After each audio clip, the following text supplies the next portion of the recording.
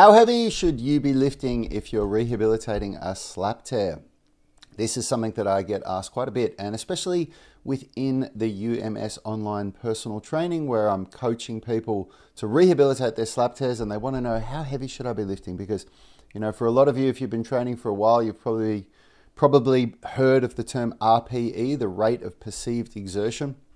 When I actually learnt that 20 years ago in my personal trainer's course, we used to call it the PRE, the perceived rate of exertion, but everybody seems to use RPE these days. Same thing.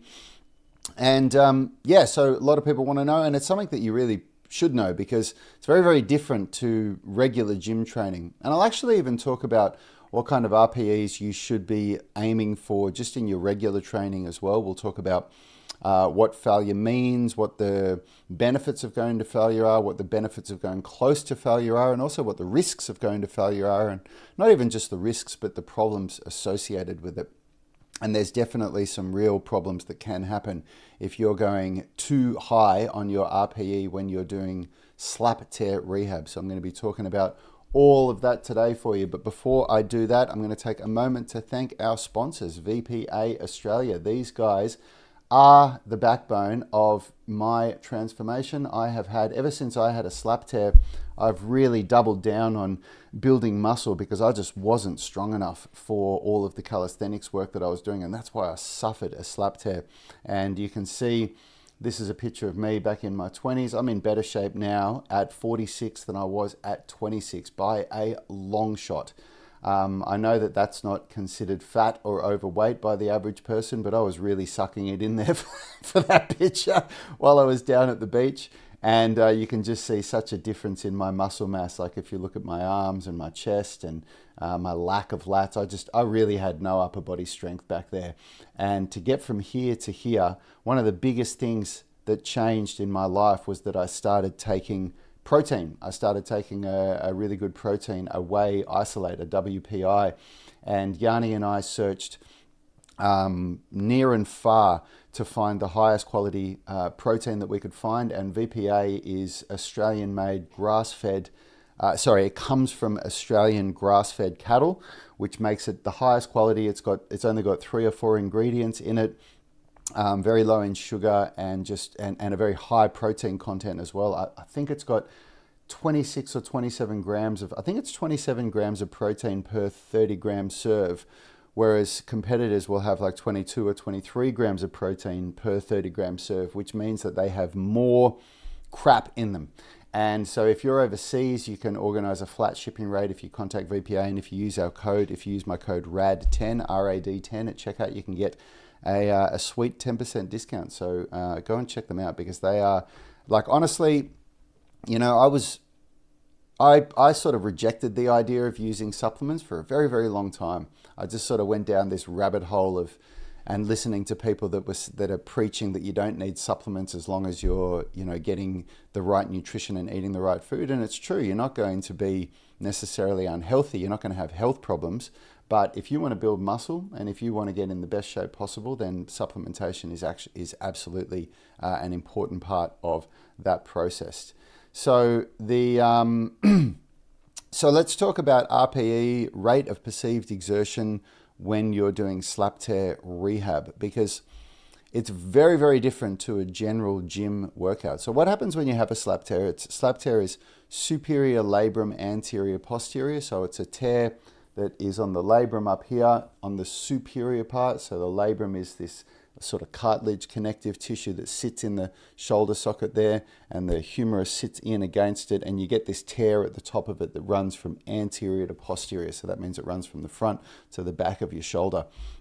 And one of the symptoms of a slap tear is acute pain and a lockdown of the shoulder. Like the nervous system basically just locks the shoulder down so that any kind of excessive movement causes severe pain, like very sharp stabbing pains. And that doesn't go away with rest, because what happens, the slap tear itself never actually fully heals. It'll never completely heal. And the only thing you can really do, like you can go and get surgery, but in 60% of cases, surgery doesn't improve symptoms. And a lot of other problems can happen with surgery as well. So I firmly believe that surgery should be a last resort. And I learned that opinion from some of the best sports physical therapists in Australia as well. So it's not just my opinion, I'm parroting what I've heard from some of the best in the industry. And so what you can do to fix this problem and to regain your shoulder function is to become as strong as possible. And that's what I've done, and it's worked very well for me. And I've had a slap tear in both shoulders, completely fixed them without surgery, and have now replicated those same results in hundreds of people around the world. And if you want to learn more about that, go and get my slap tear rehab blueprint. It's a complete guide as to, the process and how you go about it. So you can go to unitygym.com/slap tear. So what happens is when your shoulder is in this lockdown state, the longer it's in that lockdown state, and the mistake that most people made, and I made this mistake. I'm a coach. At the time, I'd been a coach for 15 years and I still made this mistake. I thought that rest would fix it, that if I rested for a month or so, well, I didn't know how long I'd be resting for, but I thought if I rest for a while, then my symptoms will improve and I'll be able to return to doing my workouts. And so I rested for about 4 weeks, and symptoms weren't improving, nothing was getting better. And eventually I started to talk to my physical therapist friends, and they explained to me what was going on. And so what's happening is, the longer you rest and the longer you're in this lockdown state, because even at the end of a month, I still couldn't move my arm past here. Like to flex my shoulder, I couldn't go past there. And to abduct my shoulder, I couldn't go past there. And I'd try really carefully to get my arm up here, but forget going like overhead like that. Like that was just out. And the longer you're in that lockdown state for, the more your inner unit of shoulder stabilizers, so rotator cuff and scapular stabilizers, the more that they forget how to do their job. And that terminology is actually the exact terminology that my friend Leroy, physical therapist for the GWS Giants at the time, one of Australia's elite football clubs, that's the exact terminology that he used with me. He said, your shoulder stabilizers have forgotten how to do their job, and you need to reawaken them. You need to remind them of what to do, because when the rotator cuff isn't doing its job properly, the rotator cuff's job is to hold that bone, the humerus, up in the glenohumeral joint, and it keeps it fixed in place. It also has a little bit of function with movement, but minor. And so when it's not doing its job properly, you get joint glide, your joint moves around like this, that's agonizing. And when your scapular stabilizers aren't doing their job properly, you get abnormal scapular movement. So when you bring in your arms up above your head and your scapula is meant to move in this nice sort of rotational way, you'll start to get excessive elevation when it's not meant to. And all these things cause pressure in areas where you're not meant to feel pressure, and that causes pain. So this can happen with rotator cuff tears as well. So a really common other shoulder injury that I've also had, I actually had it when I had the slap tear as well, is a torn supraspinatus, which is the part of the rotator cuff that comes from the top of the shoulder blade and hooks underneath here and then hooks onto the top of the humerus there. That's a really common shoulder injury, a torn supraspinatus. And the same things can happen when you tear your rotator cuff, so, or any of the muscles in the shoulder really. The shoulder goes into lockdown, you don't use it for long enough, and the stabilization systems basically forget how to do their job properly. So then when you do come to the point where you start working out again, and if I had my time again, and what I did with my second slap tear, my first slap tear took me about 14 months to rehab. The second one took me less than 6 months, because I knew what I didn't know when I had that first one. And basically when I did the second one, I didn't rest for a day. I was working out the next day, and that is what you should be doing. You should be doing good strength training and good rehab the next day. And the training that you do on day 1 will quite possibly be different from the training you're doing on day 15 at the start of week 3. And it'll be very different to what you're doing at the start of week 5. And that'll be very different to what you're doing at the start of week 9. Like every 2, 3, or 4 weeks, your program will change to reflect your body's adaptation. Because when you start, you can barely move the shoulder around here. So the program that you get at the start of your rehab journey is accommodating that restricted range of motion. And then as your range of motion increases and your pain-free range increases, we need a new program that challenges that. So that's why the idea of, what are the exercises that I should do to fix my slap tear? It's a flawed approach, because the exercises that you should do to fix your slap tear are only going to be good for you for between 2 and 4 weeks before we need a new set of exercises. Okay, so let's move on to rate of perceived exertion. So when you're in this state, your shoulder is very dysfunctional. It's not moving the way that it should. And the most important thing is to regain that correct shoulder movement.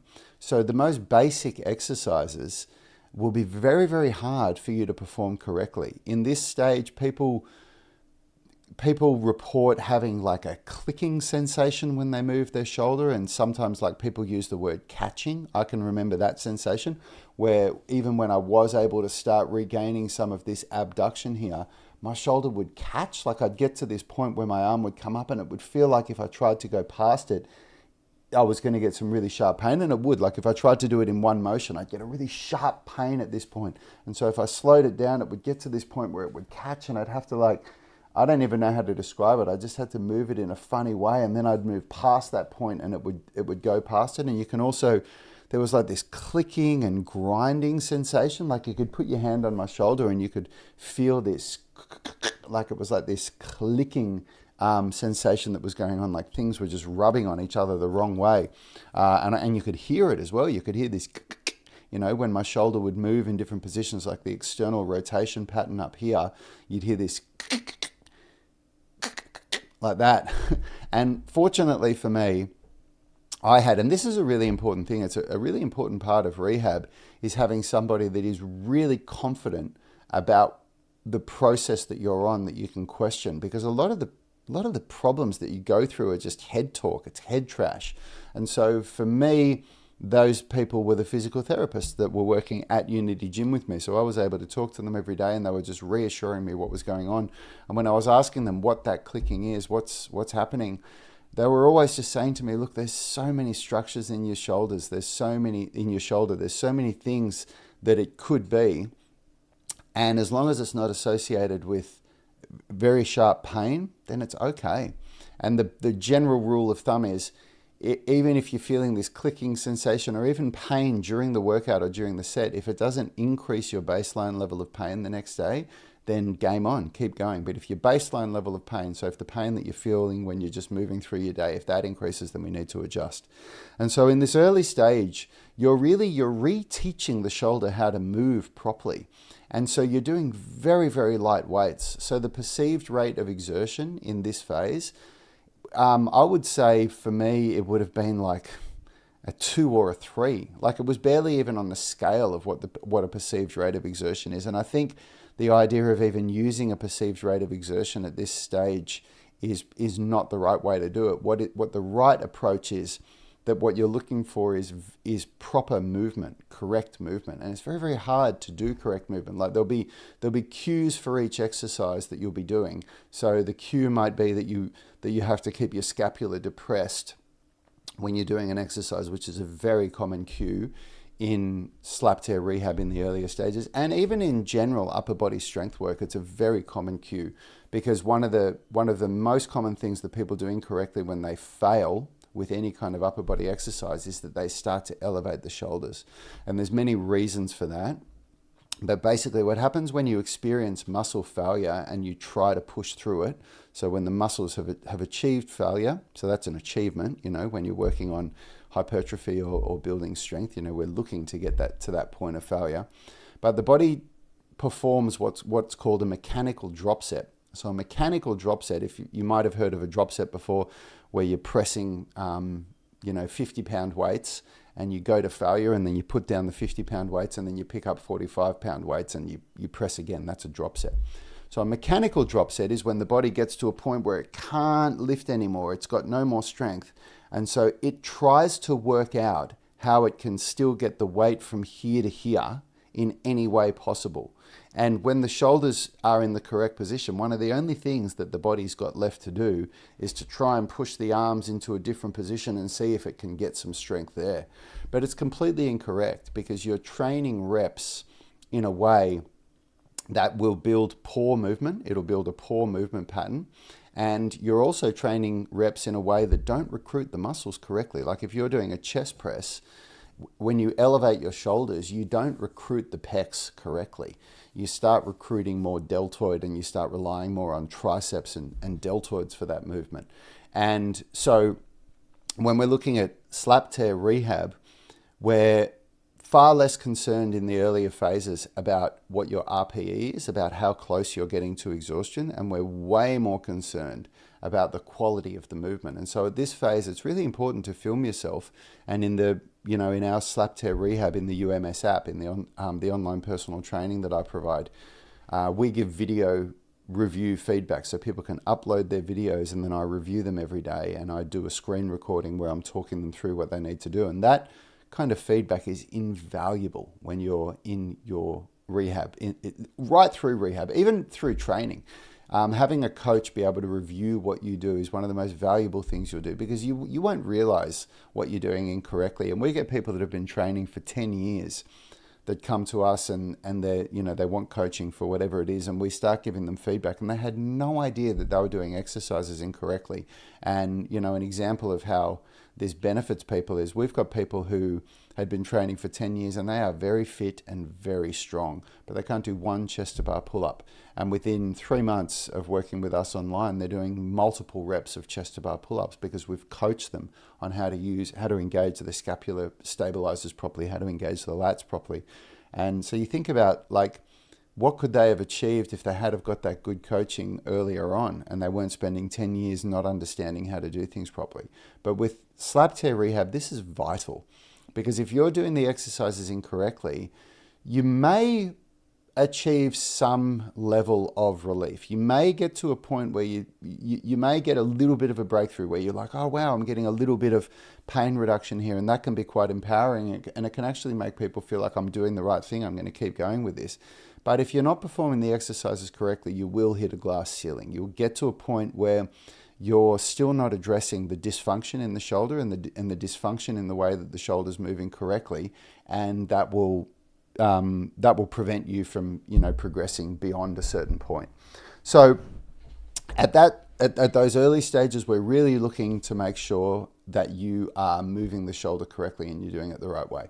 Once we have dialed in the technique and the exercise is being performed correctly, the movement is correctly, and we're starting to get satisfied that some of the dysfunction in the shoulder is being dealt with. Always so early in the morning, and when I've just had a cup of herbal tea or something and I'm doing these live streams with you guys, it's the first words I've spoken all day.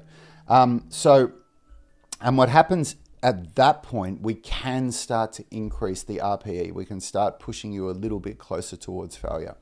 And at this point, I still don't like to go beyond a 7 or an 8 RPE. You still do not want to be going towards failure, because even if you don't have a slap tear, in the earlier phases of training in the UMS, in the Unified Movement System with Yanni and me, we work 100% on technique optimization.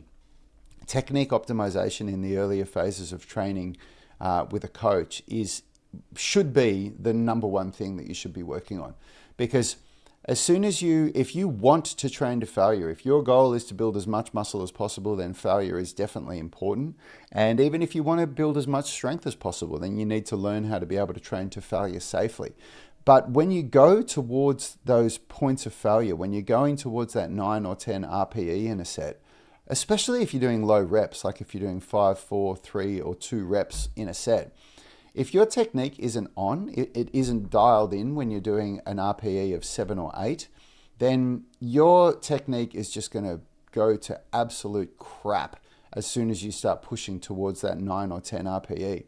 So it's very, very important that you dial in your technique in the earlier phases of training. So we've moved out of this point now where we're looking 100% at the quality of movement, where the amount of weight that you lift would be so low that it feels like almost nothing. Like, I'm talking people will be doing exercises with like a 1 or 2 pound dumbbell.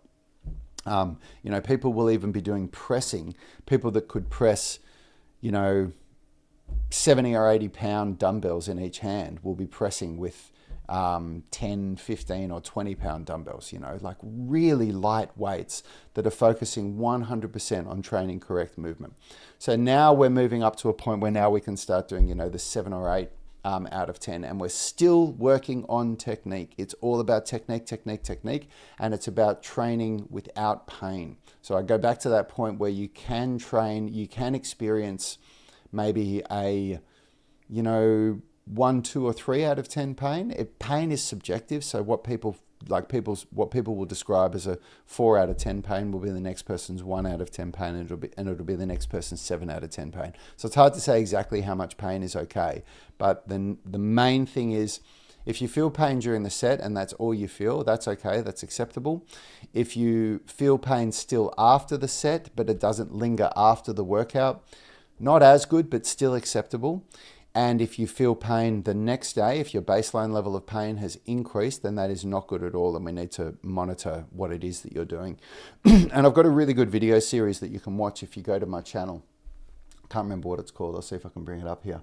But there's 5 variables that you can always manipulate, and everybody has this within their control. I always teach people that what I'm about to say now is completely within people's control, and that is that you can manipulate the range of motion that you're working with to reduce pain within a workout. You can manipulate the amount of weight you're lifting, so the intensity. You can manipulate the volume, so the amount of reps you do per set or the amount of sets you do in a workout. You can manipulate the tempo, and you can manipulate the exercise complexity, so how challenging the exercise actually is for you. So by manipulating any of those variables, you might find that you can absolutely continue to make progress without pain in your workout there. So I can't find this playlist easily. I'm not going to spend too much time on this, but if you go to my channel and search in the playlist, search for Slap Tear, you'll be able to find it there. So I hope that answers your questions, guys. I'm going to quickly jump in, and I can see we've got a couple of comments on the live stream, so I'll answer your questions here. And if anybody's got questions before I finish, let me know so I can answer them. Mike Magana is saying, I dislocated my shoulder playing soccer 9 weeks ago. MRI said I have a small Bankart tear, no rotator cuff tears. Working through frozen shoulder, is all this information a similar process? It absolutely is, except for frozen shoulder. Frozen shoulder is the only caveat, and I've now worked with 3 people to rehabilitate frozen shoulders. I've got a lot of experience with it, and frozen shoulder is a bitch of an exercise. It really is a bitch of an exercise, a bitch of an injury. So the caveat with frozen shoulder is that, unfortunately, sometimes frozen shoulder is the only, not the only, one of the very, very few shoulder injuries where rest is sometimes the best thing for it. Sometimes you actually do need to completely restrict movement with a frozen shoulder, but that depends on your frozen shoulder, because again, every frozen shoulder is different. So if you can perform the exercises that are in my Slap Tear rehab programming, and it doesn't cause your frozen shoulder symptoms to be getting worse, then game on, keep going with it. But you be very, very careful. You do not push into the point of pain. So your range of motion and the intensity, the amount of weight you're lifting will be very, dramatically reduced. But then beyond that, yes, it is absolutely the same kind of strategy. And look, I highly recommend that you work with somebody that can help you with this. And, a part of the reason why we do our online personal training the way we do it is because to fix injuries like what you've got, Mike, it takes time, man. I did a live stream yesterday, and unfortunately I got cut off for some reason. I lost connection, but it was about one of our members who has fixed his slap tear, and he just posted a video of him doing a 100 kilogram or 220 pound, for those of you in the States, bench press for the first time since his slap tear. So when he came to us, he was in he was in so much pain. He could barely move his shoulder. He had the same kinds of symptoms like, you know, what I'm describing, of people that are, you know, in massive amount of pain. They can't move properly. You know, all these horrible symptoms. And if you look at him here, this is him doing a 100 kilogram or 220 pound bench press for the first time since the slap tear. Doing it with very, very good technique and looking very comfortable. Like there's definitely more room in the tank there. And the process of getting from that point where he could barely put his arm behind his shoulder, he could barely lift his arm here, that took about 10 months. And when people hear that, you might think to yourself, oh man, that's ridiculous. I don't want to have to wait that long. But if you do the wrong things, if you don't follow the right process, if you get bad advice, in 10 months, you won't even be barely improved. And so it might seem like a long time, but at least you have this path where you're going, where you know that your shoulder is going to repair. And so I highly recommend that you work with somebody that can guide you there. And this is why, we charge for a month to work with me and get online coaching, done for you, workouts, everything. We charge less than what one physical therapy session would be. So if you want to learn more about that, go to unitygym.com/slaptear and come and join the tribe, and I'll be happy to guide you through this process with a customized program. Alex Ruiz is saying, excellent information, Rad. Do you warm up or stretch every time before doing any of your upper body workouts? So in the earlier phases of slap tear rehab, the warm up is actually part of the workout. The warm up is all just the scapular stabilization activation and the rotator cuff activation. You're basically just switching on those inner unit stabilization systems. You're reminding the body of this is how you use those muscle systems before you do the workout. And then in later phases now, when I do my training, my warm-up is a modified version of what our UMS warm-up is, which is some mobility work and some more muscle activation work. So yes, Doog is saying, very nice lighting and studio setup, man. Looks clean. Thank you. I appreciate that. I put a lot of work into my studio setup. So thank you very, very much. I really appreciate that acknowledgement. Go Fast Clad is saying, 27-year-old regular gym goer. I have a bad right shoulder. Is surgery worth it, or should I tailor my workouts to work around my bad rotator cuff? Do not get surgery straight away. You can never undo it. You'll never be able to say, you know what, I'm going to go and undo my surgery. Don't do it, man. Surgery is always a last resort. You can always go and get surgery if that's what you want to do, but don't go straight to it. Before you even consider that, go to my channel, click on the live tab, and about 10 or 12 or 15 live streams ago, I've got one. I do these every day, so I can't remember where it was ago, but it was in the last month or so. I did a live stream on, why you shouldn't go straight to surgery. It was specific about that. So go and watch that live stream. Here it is. It's called Just Go Get Surgery for Your Slap Tear. And the thumbnail says terrible advice. It's 12 live streams ago. Go and watch that one. It'll really help you. Guys, I've got to run. I've got to teach a class now. So keep the questions coming in, but post any questions that you want me to do. Ashish, you've asked a question that's not on the topic of this video, man. Can I suggest me any 2 best back workouts to do at home? That's not on the topic of this video, brother. So if you want me to do a live stream on that, you can comment on my other videos. And if it's something that gets enough traction, then I'll do a topic on it. Alex, can you post that question on one of my videos? Because I've got to go right now and I don't have time for it, and I'll answer it in another live stream. Have a great day, team.